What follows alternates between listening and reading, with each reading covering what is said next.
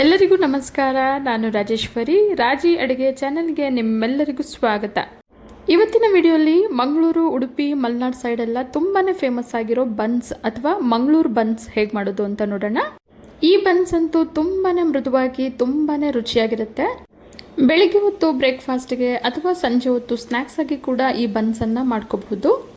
ಬನ್ನಿ ಈಗ ತಡ ಮಾಡದೆ ರುಚಿಯಾದ ಮಂಗಳೂರು ಬನ್ಸ್ ಹೇಗೆ ಮಾಡೋದು ಅಂತ ನೋಡೋಣ. ಮೊದಲಿಗೆ ನಾನಿಲ್ಲಿ ಚೆನ್ನಾಗಿ ಹಣ್ಣಾಗಿರೋ 2 ಪಚ್ಚ ಬಾಳೆಹಣ್ಣನ್ನು ತೊಗೊಂಡಿದ್ದೀನಿ. ಈಗ ಈ ಬಾಳೆಹಣ್ಣನ್ನು ಮಿಕ್ಸಿ ಜಾರ್ಗೆ ಸೇರಿಸ್ಕೊಳ್ತಾ ಇದ್ದೀನಿ. ನಂತರ 3 ಟೇಬಲ್ ಸ್ಪೂನಷ್ಟು ಸಕ್ಕರೆನ ಸೇರಿಸ್ಕೊಳ್ತಾ ಇದ್ದೀನಿ. ಸಕ್ಕರೆನ 2 ಟೇಬಲ್ ಸ್ಪೂನ್ ಬೇಕಾದರೂ ಸೇರಿಸ್ಕೋಬಹುದು. 4 ಟೇಬಲ್ ಸ್ಪೂನಷ್ಟು ಮೊಸರು, ರುಚಿಗೆ ತಕ್ಕಷ್ಟು ಉಪ್ಪನ್ನು ಸೇರಿಸ್ಕೊಳ್ತಾ ಇದ್ದೀನಿ. ನಂತರ 1 ಟೀ ಸ್ಪೂನಷ್ಟು ತುಪ್ಪನ ಸೇರಿಸಿ ನುಣ್ಣಗೆ ರುಬ್ಕೊಳ್ಳೋಣ. ಬಾಳೆಹಣ್ಣನ್ನು ಮಿಕ್ಸಿ ಜಾರ್ಗೆ ಸೇರಿಸ್ದಲೇ ಸ್ಮ್ಯಾಶರಲ್ಲಿ ಕೂಡ ಚೆನ್ನಾಗಿ ಸ್ಮ್ಯಾಶ್ ಮಾಡ್ಕೋಬಹುದು. ನಾನಿಲ್ಲಿ ಈಸಿ ಆಗಲಿ ಅಂತೇಳಿ ಮಿಕ್ಸಿ ಜಾರಲ್ಲೇ ರುಬ್ಕೊಂಡಿದ್ದೀನಿ. ಈಗ ಇದಕ್ಕೆ 2 ಟೀ ಸ್ಪೂನಷ್ಟು ಜೀರಿಗೆನ ಸೇರಿಸ್ಕೊಳ್ತಾ ಇದ್ದೀನಿ. ನಂತರ ಅರ್ಧ ಟೀ ಸ್ಪೂನಷ್ಟು ಅಡುಗೆ ಸೋಡಾನ ಸೇರಿಸ್ಕೊಳ್ತಾ ಇದ್ದೀನಿ. ಈಗ ಅಡುಗೆ ಸೋಡಾ ಎಲ್ಲ ಚೆನ್ನಾಗಿ ಬೆರೆಯೋ ಹಾಗೆ ಮಿಕ್ಸ್ ಮಾಡ್ಕೊಳ್ಳೋಣ. ಅರ್ಧ kg ಮೈದಾ ಹಿಟ್ಟನ್ನು ತೊಗೊಂಡಿದ್ದೀನಿ. ಹಿಟ್ಟನ್ನು ಒಟ್ಟಿಗೆ ಸೇರಿಸ್ದಲೇ ಸ್ವಲ್ಪನೇ ಸೇರಿಸಿ ಮಿಕ್ಸ್ ಮಾಡ್ಕೊಳ್ಳೋಣ. ಬರೀ ಮೈದಾ ಹಿಟ್ಟನ್ನು ಬಳಸೋಕೆ ಇಷ್ಟಪಡದೇ ಇರೋರು ಅರ್ಧದಷ್ಟು ಮೈದಾ, ಅರ್ಧದಷ್ಟು ಗೋಧಿ ಹಿಟ್ಟನ್ನು ಬಳಸಿ ಮಾಡ್ಕೋಬಹುದು. ಹಿಟ್ಟು ಕಲಿಸ್ಬೇಕಾದ್ರೆ ಸ್ವಲ್ಪನೂ ಕೂಡ ನೀರನ್ನು ಸೇರಿಸ್ದಲೇ ಮಿಕ್ಸ್ ಮಾಡ್ಕೋಬೇಕು. ಹಿಟ್ಟಿನ ಹದ ಪೂರಿ ಮಾಡೋ ಹಿಟ್ಟಿಗಿಂತ ಸ್ವಲ್ಪ ತೆಳುವಾಗಿ ಕಲಿಸ್ಕೋಬೇಕು. ಈಗ 1 ಟೀ ಸ್ಪೂನಷ್ಟು ಎಣ್ಣೆನ ಮೇಲೆ ಈ ರೀತಿ ಸವರಿ ಪ್ಲೇಟನ್ನು ಮುಚ್ಚಿ ರಾತ್ರಿಯೆಲ್ಲ ನೆನೆಯೋದಕ್ಕೆ ಬಿಡೋಣ. ಬೆಳಿಗ್ಗೆ ಬ್ರೇಕ್ಫಾಸ್ಟ್ಗೆ ಬನ್ಸನ್ನು ಮಾಡೋದಾದರೆ ರಾತ್ರಿನೇ ಹಿಟ್ಟನ್ನು ಕಲಿಸ್ಕೋಬೇಕು. ಅಥವಾ ಸಂಜೆ ಸ್ನ್ಯಾಕ್ಸ್ಗೆ ಮಾಡೋದಾದರೆ ಬೆಳಗ್ಗೆನೇ ಹಿಟ್ಟನ್ನು ಕಲಿಸ್ಕೋಬೇಕು. ಹಿಟ್ಟು ನೆಂದಷ್ಟು ಬೇಕರಿಗಳಲ್ಲಿ ಸಿಗೋ ಬನ್ ಹಾಗೆ ಸ್ಪಾಂಜಿಯಾಗಿ ತುಂಬಾ ಮೃದುವಾಗಿರುತ್ತೆ. ರಾತ್ರಿಯೆಲ್ಲ ಹಿಟ್ಟು ತುಂಬ ಚೆನ್ನಾಗಿ ನೆಂದಿದೆ. ನೋಡಿ ಎಷ್ಟು ಚೆನ್ನಾಗಿ ಫರ್ಮೆಂಟ್ ಆಗಿದೆ. ಈಗ ಮತ್ತೊಮ್ಮೆ ಹಿಟ್ಟನ್ನು ಚೆನ್ನಾಗಿ ನಾದ್ಕೊಳ್ಳೋಣ. ಇವತ್ತು ನಾನು ತೋರಿಸಿರೋ ವಿಧಾನದಲ್ಲಿ ಮಾಡಿದ್ರೆ ಮೊದಲನೇ ಬಾರಿಗೆ ಪ್ರಯತ್ನ ಪಡೋರು ಕೂಡ ತುಂಬಾ ಪರ್ಫೆಕ್ಟ್ ಆದ ಮಂಗಳೂರು ಬನ್ಸನ್ನು ಮಾಡ್ಕೋಬಹುದು.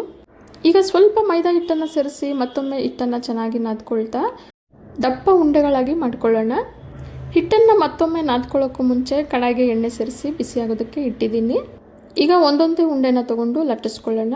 ಸ್ವಲ್ಪ ಹಿಟ್ಟನ್ನು ಸೇರಿಸಿ ಪೂರಿ ಮಾಡೋದಕ್ಕೆ ಹೇಗೆ ಲಟ್ಟಿಸ್ಕೊಳ್ತೀವೋ ಅದಕ್ಕಿಂತ ಸ್ವಲ್ಪ ಮಂದಕ್ಕೆ ಇರೋ ಹಾಗೆ ಹಿಟ್ಟನ್ನು ಲಟ್ಟಿಸ್ಕೋಬೇಕು. ಲಟ್ಟಿಸ್ಬೇಕಾದ್ರೇ ಒಟ್ಟಿಗೆ 4-5 ಲಟ್ಟಿಸಿಟ್ಕೊಳ್ತಾ ಇದ್ದೀನಿ. ತೀರ ತೆಳುವಾಗೂ ಅಲ್ಲದೆ ತೀರ ಮಂದಕ್ಕೂ ಅಲ್ಲದೆ ಈ ರೀತಿ ಲಟ್ಟಿಸ್ಕೋಬೇಕು. ಈಗ ಕಾದಿರೋ ಬಿಸಿ ಎಣ್ಣೆಗೆ ಒಂದೊಂದಾಗಿ ಸೇರಿಸಿ ಮೀಡಿಯಂ ಫ್ಲೇಮಲ್ಲಿ ಡೀಪ್ ಫ್ರೈ ಮಾಡ್ಕೊಳ್ಳೋಣ. ಎಣ್ಣೆಗೆ ಸೇರಿಸಿದ ತಕ್ಷಣ ಬಿಸಿ ಎಣ್ಣೆನ ಮೇಲೆ ಈ ರೀತಿ ಸೇರಿಸೋದ್ರಿಂದ ಬನ್ಗಳು ತುಂಬ ಚೆನ್ನಾಗಿ ಉಬ್ಬಿ ಬರ್ತವೆ. ಬನ್ಗಳನ್ನು ಮೀಡಿಯಂ ಫ್ಲೇಮಲ್ಲೇ ಡೀಪ್ ಫ್ರೈ ಮಾಡೋದ್ರಿಂದ ಒಳಗಿಂದ ತುಂಬಾ ಮೃದುವಾಗಿ ಚೆನ್ನಾಗಿ ಬೆಂದುಕೊಳ್ಳುತ್ತೆ.